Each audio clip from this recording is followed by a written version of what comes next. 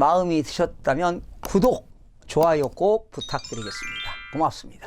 시청자 여러분 안녕하십니까? 김동수입니다. 한국 경제의 산업화와 세계화를 이끈 김우중 전 대우그룹 회장이 지난 9일 밤 숙한으로 세상을 떠났습니다. 김우중 회장은 셀러리맨을 거쳐 1967년 30세 나이에 자본금 500만 원으로 대우시럽을 창업해 거침없는 확장 경영으로 재계 위위 그룹을 일군 신화적인 인물입니다. 불굴의 도전 정신으로 세계시장을 개척한 고인이 한국 경제에 남긴 족적은 크고도 깊습니다. 세상은 넓고 할 일은 많다라는 자서전 제목처럼 김우중 회장의 일생은 끝없는 도전의 연속이었습니다. 기업가 정신은 성공한 기업인과 경영학자들 사이에 가장 많이 회자되고 있습니다. 끊임없는 외부 환경 변화에 대응해 도전과 혁신, 리더십으로 기업을 일으켜 나가는 원동력이기 때문입니다. 안타깝게도 김우중 회장이 일으킨 대우그룹은 1997년 IMF라는 외환위기에서 부채를 견디지 못해 결국 1999년 막대한 유동성 자금 부족으로 해체가 되었고 그의 세계 경영도 막을 내렸습니다. 대우그룹이 무너진 원인과 과정에 대해서는 여전히 논란이 있지만 어찌됐든 그는 분식회계와 부실 경영으로 투자자들에게 막대한 손실을 입혔고 이는 평생 그의 족쇄가 됐습니다. 하지만 그가 남긴 기업가 정신은 지금도 우리에게 귀감이 됩니다. 세계 경영 의지와 불굴의 도전 정신을 어느 시대든 본받아야 한다는 데는 별다른 이견이 없습니다. 마지막 순간까지 청년들의 해외 진출을 독려하는 글로벌 청년 사업과 양성 사업에 강한 애착을 보인 것도 세계 진출에 대한 그의 신념을 잘 보여주고 있는 것입니다. 참담하게도 지금 한국에는 이런 기업가 정신을 찾아보기가 어렵습니다. 그 결과 한국은 2% 경제 성장도 어려운 냄비 속 개구리로 전락하고 있습니다. 우리 경제가 활력을 되찾으려면 김우중 회장이 세계 경영을 펼치며 보여준 야성과 도전 정신을 회복해야 합니다. 타계를 계기로 그가 남긴 기업가 정신의 가치는 더욱 절실해졌습니다. 그 가치를 되새겨보게 해준 김우중 회장의 명복을 빕니다. 30년 전 일이네요. 1989년 제가 서울역 앞에 있는 대우빌딩에서 김우중 회장님을 직접 만난 적이 있습니다. 이유는 제가 발행하는 월간 주변인의 길 잡지의 원고를 청탁하기 위해서입니다. 그 당시 김우중 회장님은 해외에서 1년 365일 중에 한 280여일을 해외에 머물기 때문에 만나기라는 참으로 힘들었는데요.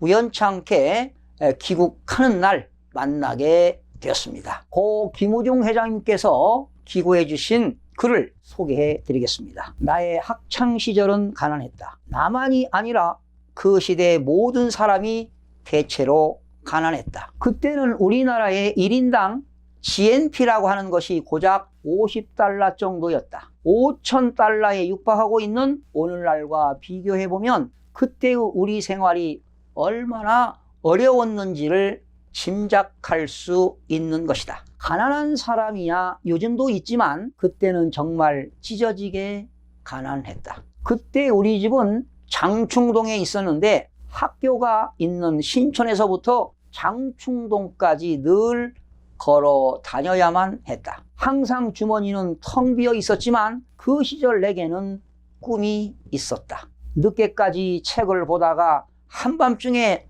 학교 도서관을 나설 때 또는 그 먼 통학길을 걷다가 문득 밤하늘을 올려다 보았을 때 내 좁은 가슴을 가득 채우던 그 뿌듯함을 나는 지금도 잊을 수가 없다. 늘 가난했지만 나는 한 번도 그것 때문에 풀이 죽어본 적이 없다. 아무리 가난하다 하더라도 커다란 꿈을 가지고 있는 사람은 결코 가난한 것이 아니다. 역사는 꿈꾸는 자의 것이다. 꿈이 있는 사람, 꿈을 키우는 사람, 꿈을 키우는 사회, 꿈을 공유하는 민족은 세계사의 주인공이 될 수 있다. 세계를 움직이는 인물 가운데 꿈이 없는 젊은 시절을 보낸 사람이 있을까? 젊은이에게 꿈과 희망을 심어주지 않는 나라가 어떻게 세계를 이끄는 힘 있는 나라가 될 수 있을까? 미국은 200년밖에 안 된 짧은 역사를 가진 나라이지만 지금 세계사의 방향을 좌우하고 있다. 그 원동력이 원대한 꿈을 심어주었던 초기에 프론티어 정신이었음을 우리는 잘 알고 있다. 꿈을 꾸지 않는 젊음은 젊음이 아니다. 왜냐하면 꿈은 젊음의 내용이고 핵심이고 젊음 그 자체이기 때문이다. 젊은이라면 반드시 갖춰야 할 당이기 때문이다. 요즘의 젊은 세대는 어쩐지 미래에 대한 꿈을 꾸지 않는다는 소리가 들려온다. 간혹 꿈을 갖는다 하더라도 그 꿈이 지나치게 현실적이라는 지적도 들려온다. 나는 이러한 소문이 거짓말이기를 바란다.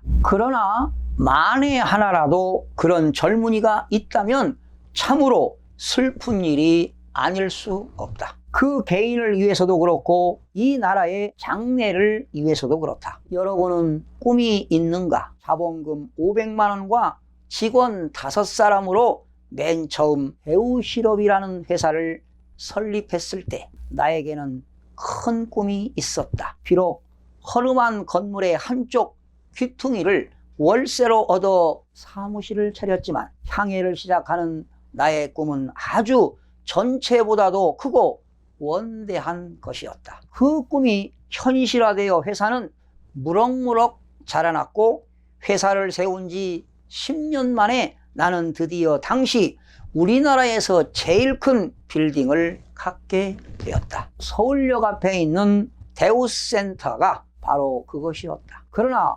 대우센터를 지었을 때 나는 처음에는 몹시 후회스러웠다. 그 돈으로 공장을 지었으면 많은 상품을 생산해낼 수 있고 그렇게 함으로써 우리나라의 경제 발전에 크게 이바지할 수 있을 텐데 하는 생각 때문이었다. 그러나 나는 곧 나의 생각을 고쳐먹고 새로운 꿈을 꾸기 시작했다. 나의 꿈은 그 건물 전체에다가 우리 회사의 직원들을 가득 채울 수 있도록 배우를 키우는 것이었다. 당시는 그 일이 까마득한 일로 느껴졌었다. 그러나 그 꿈은 채 5년이 지나지 않아서 이루어졌다. 지금 대우의 가족은 10만 명이 넘는다. 이제 나에게는 다른 꿈이 있다. 그것은 내 생전에 반드시 세계에서 으뜸가는 품질의 상품을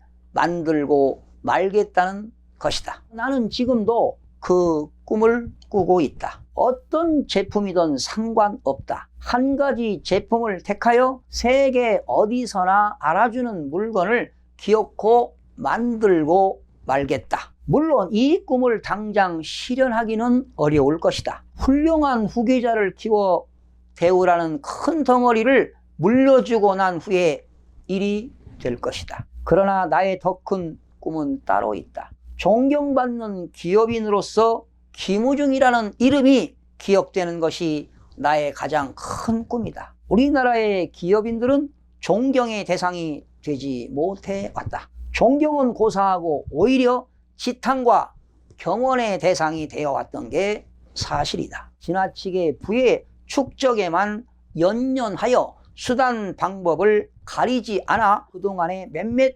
기업가의 형태에도 책임의 일단이 있을 것이다. 나는 부자로서가 아니라 훌륭한 전문 기업인으로서 기억되길 바라고 있으며 나의 마지막 꿈은 기업인도 존경받는 사회를 만드는 것이다. 그 꿈의 실현을 위해서 나는 오늘 또 열심히 뛰고 있다. 여기까지가 전문입니다. 시청해주신 여러분 대단히 고맙습니다. 열심히 하겠습니다. 내일 아침에 찾아뵙겠습니다. 마음이 드셨다면 구독, 좋아요 꼭 부탁드리겠습니다. 고맙습니다.